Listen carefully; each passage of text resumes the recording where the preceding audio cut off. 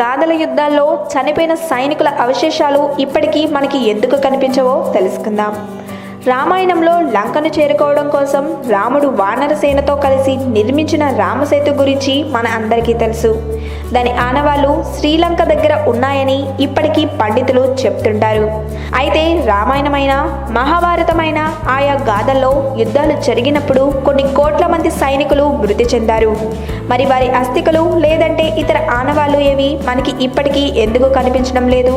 అవును, నిజమే కదా అంటే మరి ఆయా గాథలు జరగలేదా అంటే కాదు, జరిగాయి. కానీ మరి వారి ఆనవాళ్ళ సంగతి ఏంటి? అందుకు కారణాలేంటో ఇప్పుడు మనం తెలుసుకుందాం. కానీ అంతకంటే ముందు మా ఛానల్ని సబ్స్క్రైబ్ చేయడం మాత్రం మర్చిపోకండి. ఇప్పుడంటే దేశాల మధ్య యుద్ధం జరిగితే శత్రుదేశ సైనికులను కాల్చి చంపి లేదంటే బందీలుగా పట్టుకున్న అనంతరం వారిని చిత్రహింసలకు గురి చేసి చంపుతున్నారు. అనంతరం కొన్ని సందర్భాల్లో వారి మృతదేహాలను వారి కుటుంబ సభ్యులకు కూడా అప్పగించడం లేదు. అయితే ఒకప్పుడు అలా కాదు. యుద్ధం జరుగుతున్నన్ని రోజులు ప్రతినిత్యం సాయంత్రం చనిపోయిన సైనికుల మృతదేహాలను వారి వారి కుటుంబ సభ్యులకు అప్పగించేవారు. దీంతో వారికి దహన కార్యక్రమాలు చేసేవారు. అందుకే అప్పటి కోట్ల మంది సైనికుల ఆనవాళ్లు ఏవి ఇప్పుడు మనకు అందుబాటులో లేవు.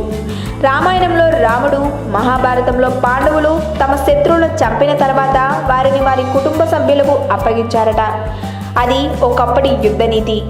ఇక కురుక్షేత్ర యుద్ధం పూర్తయ్యే వరకు బాణాలతో నిర్మించిన సయ్యపై పడుకున్న భీష్ముడు యుద్ధంలో చనిపోయిన వీరుల మృతదేహాలకు పుణ్యలోకాలు కలగాలని ప్రార్థించాడట.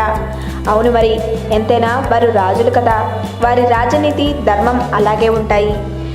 ఈ వీడియో కనుక మీకు నచ్చినట్టయితే లైక్ చేయండి, షేర్ చేయండి. మరిన్ని లేటెస్ట్ అప్డేట్స్ కోసం మా ఛానల్ని సబ్స్క్రైబ్ చేయండి.